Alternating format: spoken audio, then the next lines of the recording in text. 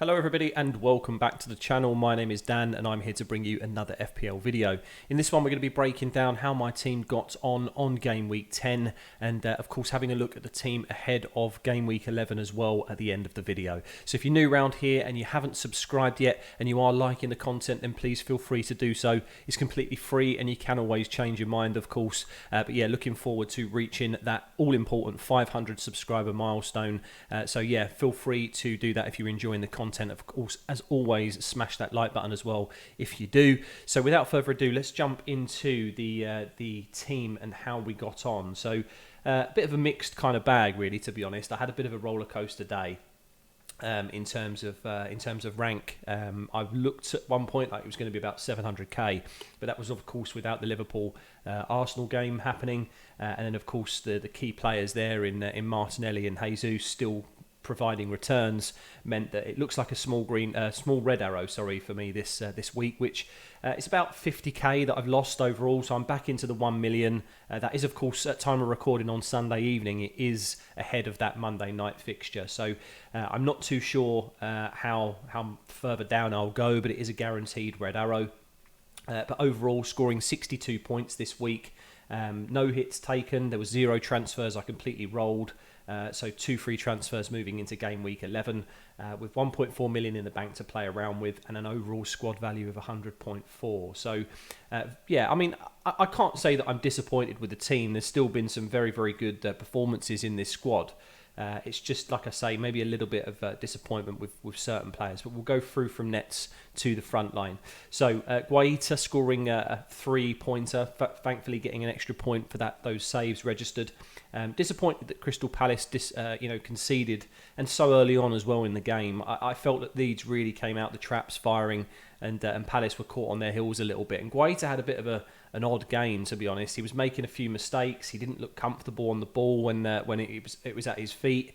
Very strange start from him, to be honest. So scoring 3 points and being able to redeem himself with a few save points there helped out a little. But I did think that he was going to be scoring a clean sheet really against Leeds at home. But it's okay. His fixtures are pretty much all the way up until game week 16. They're not too bad. I just hope Vieira doesn't overreact to his performance and basically substitute him or put in the backup goalkeeper, because he did that last season, to be honest. So definitely one to keep an eye on. Moving into Cancelo next. So yeah, there was a lot of course, people in the community mentioning that there was a sell post for Cancelo and Ederson ahead of Southampton, and we can see why you just don't do it. 18 points from this man, so a clean sheet, a goal and an assist, as well as 3 bonus to boot. Absolutely phenomenal performance from him, and very, very happy to own him. To be honest, the plan was originally to maybe move him on to Trent in game week 12, but I just think there's no need.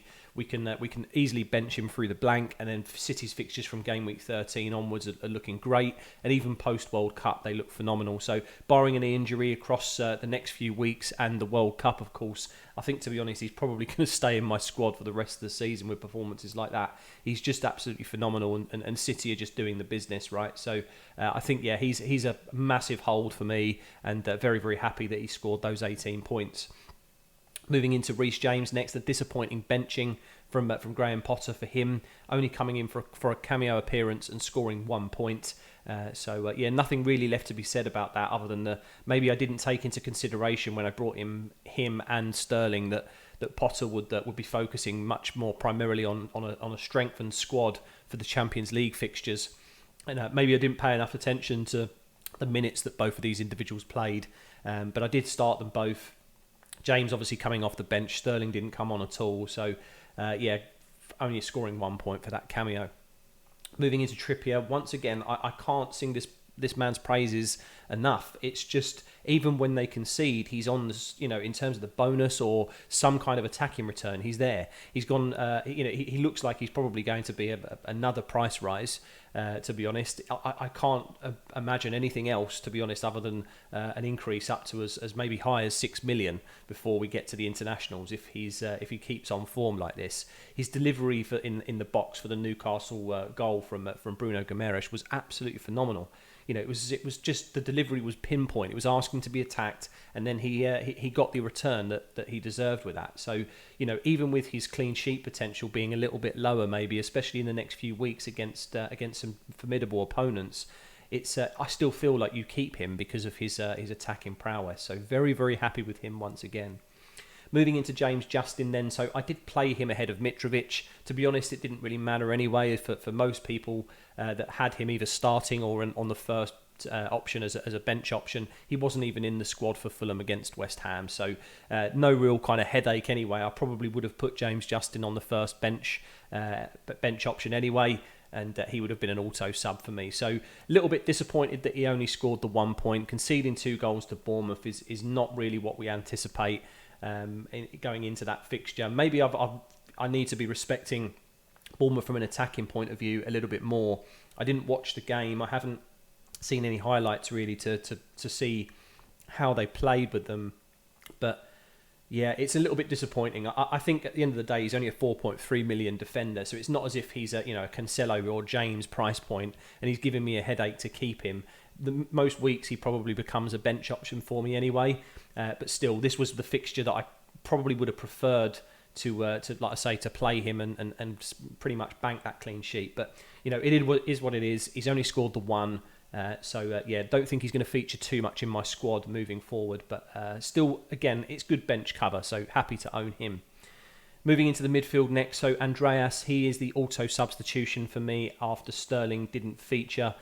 Scoring in the first 5 minutes, I couldn't really ask for more from a budget enabler and someone that was pretty much going to be an automatic substitution if Mitrovic didn't play. So very happy for a return from him. We'll have to see what Nico Williams does against Villa. If they keep a clean sheet, then maybe he matches what Andreas does. And potentially, there'll be a few. I think there's maybe a few people that will probably get him off the bench as well, as maybe he features instead of Mitrovic for a lot of teams. So we'll have to see again what happens to rank. But yeah, that's my auto substitution that hasn't happened yet, of course. But after tomorrow night's game, that should happen. Then, of course, we've got Maddison. Again, another disappointing 1 pointer from a Leicester player perspective. Again, I expected maybe a little bit more against the Bournemouth that haven't really, again, showcased any kind of defensive prowess to keep this man out. But it just didn't happen for him. I think, to be honest, Daka starting is a very different sort of prospect, really, to Vardy. When they played Forest and Maddison scored those 18 points, it was, I think, a lot of movement was maybe underestimated on what Vardy was doing. He was taking defenders away, as he likes to run in behind a little bit more than Daka's play style. So maybe that does hurt Maddison a little bit as that number 10. But well, again, I'm still very happy to own him. Don't take that as that he's on the watch list to sell, for example. I definitely still feel that he's a hold throughout these fixtures. But again, you just anticipate that on a Bournemouth fixture that you might get at least 1 or 2 returns. So maybe again it's the variance that comes into play. We've scored 19 points across 2 games, so I'm still happy with the average, I suppose, of 9.5 points across those 2 matches. So still a very good asset to own, I believe.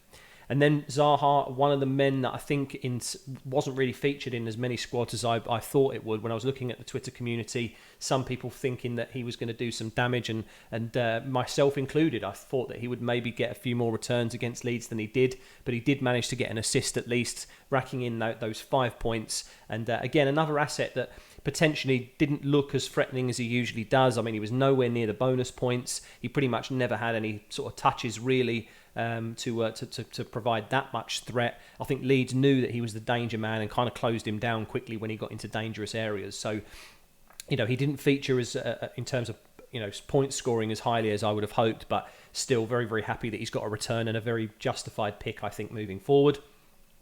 Then going into Luis Diaz, very unlucky, to be honest, I think here. I think he looked probably one of the best men on the pitch for Liverpool before he went off injured, of course, with that knee injury. So he's currently flagged at 50%, I believe. So it's going to be difficult to keep him, I think, moving forward. So he's probably going to be on the transfer list out for me come next week. But we'll have to see on who I replace him with. There's no one really that's standing out too much, other than kind of Phil Foden, Saka, and pretty much it's the Arsenal and City guys that look like the best options. But because of their blank in 12, I just feel like it's maybe too much of a risk with just putting 3 or having almost 4 players potentially from the City and Arsenal games in my team at this point. I would rather just almost take the L on the fact that they might do some damage to me against Leeds. and Liverpool respectively, and then just take a look at those assets on from game week 13 onwards. So potentially it's Diaz out for me, but he did look the best player for Liverpool.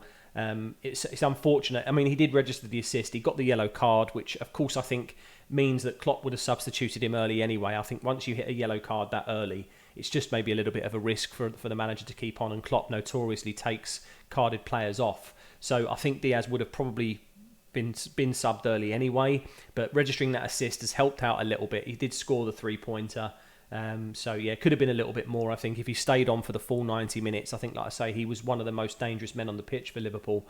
So an unfortunate turn, but that's how it is in FPL, right? You just sometimes you have to ride your luck when it's in.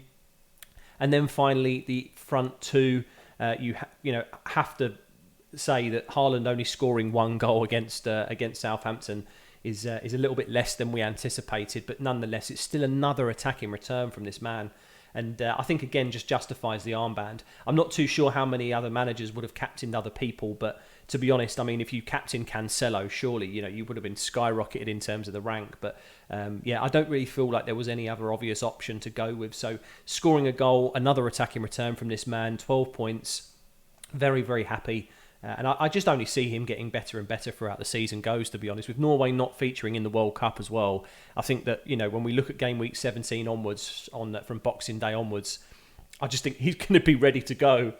Well, there's going to be a lot of people that are maybe a little bit tired from that World Cup, right? Especially if certain teams get through to the latter stages of the Cup, and of course do feature in the Premier League squad. So. We'll have to wait and see with him, of course. But I just think he is, again, he's on the verge of breaking every single record in the Premier League going, right? So I think we'll comfortably be captaining him and very, very happy to own him. And then, of course, this man, Ivan Toney, scoring a penalty in, to be honest, a very disappointing performance from Brentford. So he's another man that potentially is on the watch list out for me. Of course, with Jesus and Martinelli, as mentioning, returning again, maybe selling those Arsenal assets ahead of those fixtures on the wildcard in 9 was not necessarily the best move to do. But I didn't really see another opportunity to wildcard, really. I felt like the team needed it at that point. Potentially I would have been better off not pressing the button over these next few weeks, but I'm still hopeful and still optimistic that we can sort of recover a little bit, really, and get back on track into those green arrows over the next few weeks. But as mentioned, very disappointing for him as a performance, I think. But on penalties, it kind of means that it justifies my reasoning to pick him. Scoring 5 points is still okay in a loss like that. And I think I mentioned it in the team selection video that having him against Trippier was always going to be a bit of an awkward situation, but actually both of them providing attacking returns meant that it equalised itself. So very, very happy that happened, to be honest. But we will have to see what happens with him, because I think he features against Brighton and Chelsea next, which, they're not particularly easy fixtures. I actually feel like he's got more likelihood of scoring against Chelsea than he has Brighton, to be honest. But he could also be another person that's on the move for me. But again, I'm just not sure in terms of the money that I would have after selling Diaz to somebody else, what I could potentially do with Ivan Toney. So we'll see what happens in terms of the transfers, but no doubt I'll be putting out a video later in the week to discuss that in more detail. So that's the squad, guys. I'm anticipating, like I said, probably another 50k drop in terms of overall rank with Nico and some other substitutions happening. So I might end up at around the 1.1 million mark, which is about 140k drop, which isn't this big of, it isn't a massive deal, to be honest. When we were talking on the live stream, if you joined me, the ranks are so condensed still at the moment. There's 20-30 points in it to be able to jump from 1 million to pretty much 300k, and that's still pretty much the case. So I'm not too disheartened by this week. I still think there's a lot of positives to take away from this team, but I do believe, like I said, the Diaz injury really has made my transfers in game week 11 very, very easy in terms of who's being sold. So let's have a look at how the team is shaping up for game week 11 then. As mentioned, although Diaz is on this list here, it's just because I haven't confirmed, of course, any transfers yet, and I'm just not sure who to bring in yet. So we have Guaita featuring against Leicester away. As I mentioned, I think that he was unfortunate against Leeds to not get that clean sheet, to be honest. It was a favourable fixture over this one, but we'll have to see what happens. I still think that Vieira should hold faith in him and hold trust in him. Of course, if he doesn't, then we're in a little bit of trouble in that goalkeeper position. But I'm again still happy to own him. I think he was a justified pick in the wild card all the way through to 16. Then we've got James, Cancelo and Trippier as the back three here. James against Aston Villa, which looks like a great fixture. Once again, though, we're going to have to see what Potter does in terms of the rotation. The anticipation is that him and Sterling will probably feature against Milan in the midweek fixture. And of course, if there's any injuries or a potential minutes risk for both of them at the weekend, then I may have to rethink where I put some of the bench cover on for these two. But I'm still going to start them. I think it's still worth taking the punt unless we get any early team news. Then going on to Cancelo against Liverpool. To be honest, I think that on paper, yes, it's a red fixture, but after we've just seen the Liverpool-Arsenal game, you can see that they do concede goals. Yes, they do have the attacking threat as well, but with Diaz out, with Trent out as well, by the looks of things, it's really looking that a lot of their kind of, let's say, creative and attacking players may be missing for this fixture, which actually suits City perfectly. So I can really see some massive damage, especially from Phil Foden, as if he does play on the left wing again, that would be, of course, where Trent plays. Maybe Gomez does a better job than Trent would have done, actually. So maybe Trent being injured will actually help the Liverpool defence rather than help the Foden owners across the FPL community. But I can see City really doing some damage and putting a stamp on the reason why they are looking to be the champions of this year's Premier League. So I think Cancelo and Haaland are both fantastic assets to own even in this fixture. Trippier against Man United. I've actually not put updated the graphic for United to be a bit more of a tricky fixture than that. So in terms of it's definitely not the easiest fixture, but I probably would have highlighted that as a grey fixture. I think United definitely can score against Newcastle, but again, I can see that this man will potentially provide some kind of attacking threat. My original plans was maybe to bench him against United and Tottenham, but actually after seeing him in that 4-1 victory, getting that assist, and of course being on direct free kicks and other things as well, I think after Everton scoring against United earlier this evening, I think, to be honest, we've got to be putting our faith in this man again. So he's not going anywhere, to be honest. I think he's got to be played. Diaz, we've already spoken in detail about. I think he's probably going to be a transfer out for me, so no need to go any further there. Zaha, of course, now having a Leicester fixture, which, again, Leaky Leicester is the kind of the nickname of this season for them. I think he could potentially do some damage. So if you are a Ward owner, then I probably anticipate another lack of clean sheet, unfortunately. Unfortunate for Ward. I didn't really touch on him in the point breakdown there, but on the live stream I did anticipate that they would do better than what Newcastle did. I think Pope maybe outscored Ward by 1 point right in the end. So apologies for the people that joined the stream and I recommended Ward ahead of Pope. It's a 1 point swing anyway, so it's not a massive deal. But I just think, again, the decision making or the justification would have been there for Leicester. I'm not sure they can manage to keep this man Zaha out, to be honest.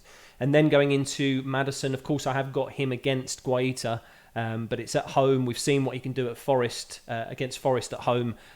Crystal Palace are nowhere near the same team as what Forest are, of course, but I can potentially again see a nice attacking return from him. Very happy to own him long term and moving forward. Of course, Sterling already mentioned or touched on. It's a Villa fixture that's favourable, but we're going to have to keep an eye on what Potter does with this new kind of pep roulette that he's sort of decided to bring into this Chelsea team. So if Sterling doesn't start, then maybe I have to look at a potential transfer away from him. Maybe after freeing up some money with Diaz, I can upgrade him maybe to a premium midfielder. But we'll have to have a real deep dive into what the team would look like in a later video for that.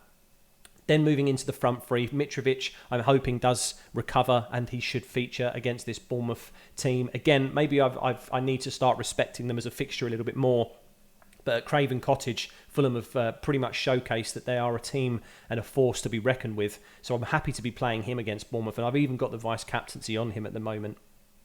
And then moving into Erling Haaland against Liverpool, again, as mentioned with Cancelo, I think he can potentially do some massive damage here without Trent. His defensive prowess wasn't too good anyway, to be honest, but I just think that they're really going to showcase. I know it's at Anfield, but they're really going to showcase and put a stamp on why they are pretty much the best team in the Premier League at the moment. So I don't think the armband can really move away from him, even though, again, the fixture on paper looks a little bit difficult.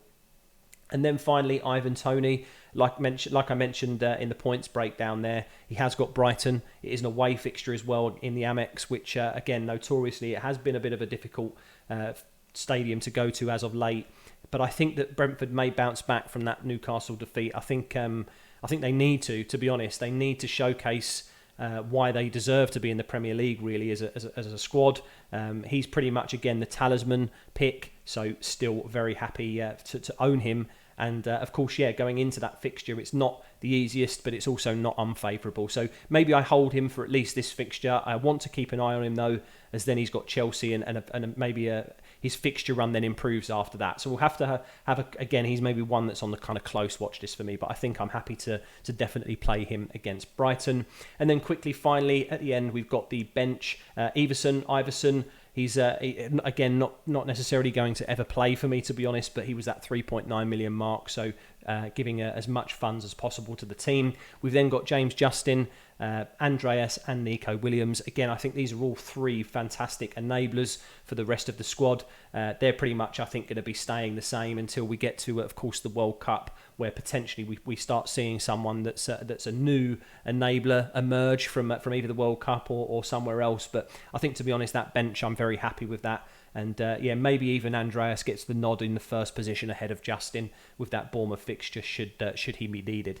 So that's the situation, guys. We've got a pretty strong squad still. Like I say, Diaz has pretty much made my decision, I think, very, very easy. I hope that you guys had a fantastic week. Let me know in the comments below how you got on with your overall points and your new overall rank. And of course, don't hesitate to comment on the video based on the content. If you like what you see, if you don't like what you see, and just any headaches potentially you've got ahead of game week 11. So hopefully you had a fantastic week again, guys. Appreciate all the support so far. It was a fantastic live stream last week, and I will be doing another one, of course, on Friday night this week, as the deadline is a Friday night one. So feel free to tune into that one. And of course, I'll be doing some more content again as always this week. So thanks again for watching, guys. Appreciate all the support, and I will see you in the next video.